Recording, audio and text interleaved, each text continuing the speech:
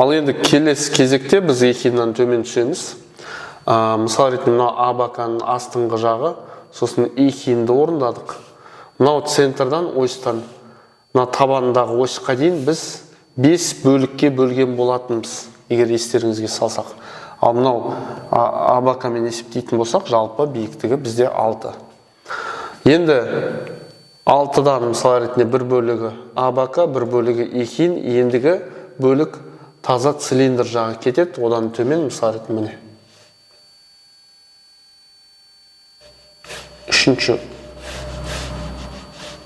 Үшінші нүктеден бастаймыз. Яғни 1, 2, 3, үшінші нүктеден сызамыз. Параллель сызық. Енді мына шеттен қараңыздар, мынаған параллель. Мынақтан орындаймыз параллель. Мына жерде біз қазір детальға бөлеміз. Мына жерден детальға бөлеміз. Мынаны 2-ке бөлеміз. Сосын мынаны тағы да бөлеміз. Мына жерде қазір біз майдалаймыз. Оны, яғни 4 бұрыш, 4 тең бөлікке бөлдік. Мынау 4-тен 1 бөлігін оң жақ, үстіңгі жақ. Біз аламыз да 2-ке бөлеміз. Және одан төмен жағын тағы да бөлеміз да. Ортаның дәл ортасына, мынау арақашықтық пен мынау арақашықтық екеуі бірдей, ортасына сызық жүргіздік. Енді мына жерде бізде жартылай домалақ жасаймыз. Яғни мына шетін шығару үшін. Енді аламыз да мынау нүктеден мынау нүкте. Қанша арақашықтық болса, мына жерде де дәл осы арақашықтықты қоямыз. Яғни мынау арақашықтықты мынадан бастап қоямыз. Сонда бізде мынау бөлік болады. Осы жерде мынау сызықтан басқасы, мынау артық сызықтың барлығын өшіреміз. Яғни сіздер шатаспас үшін.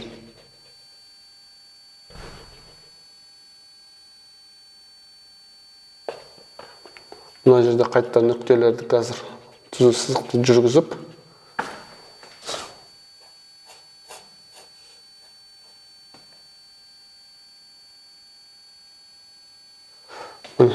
Мынау бөлікті, мынау арақашықтықта мына жерден қойсақ, былайынан көтеріледі.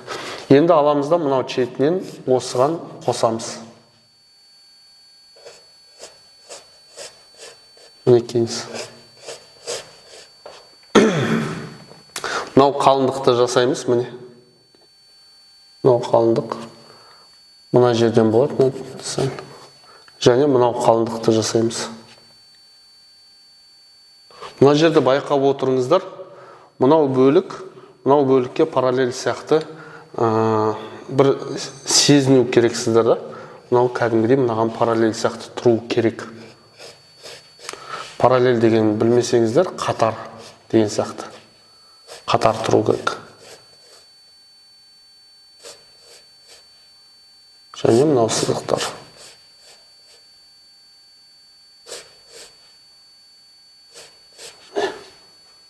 Енді мына жерден біз ары қарай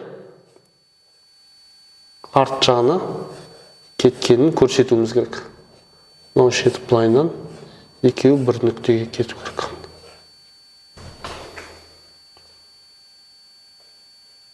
Кейіннен мынау сызықтарды, артық сызығын барлығын өшіресіз.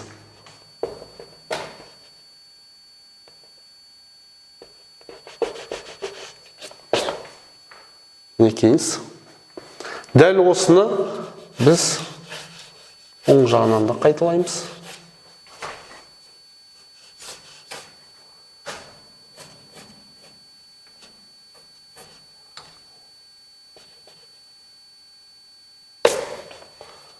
Аламызда 2-ке бөлеміз. Аламызда тағы 2-ке бөлеміз. Деген аламызда бөлікті 2-ке бөлеміз. Астыңғы жағын 2-ке бөлеміз. Бізде жартылай домалақ. Мына жердегі сызықты біз өшіреміз, бізге кедергі жасамас үшін. Сызықтарды.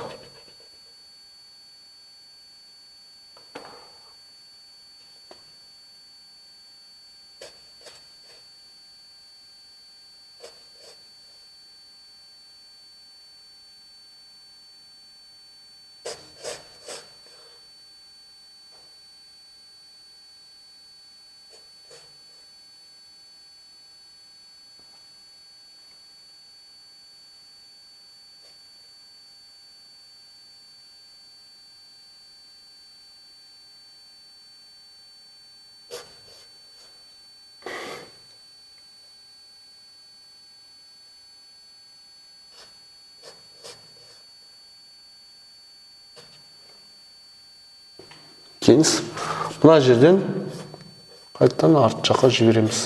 Яғни мынақта екі сызық былай қатарынан келеді да, мына жерден біртіндеп бір-біріне жақындай түседі.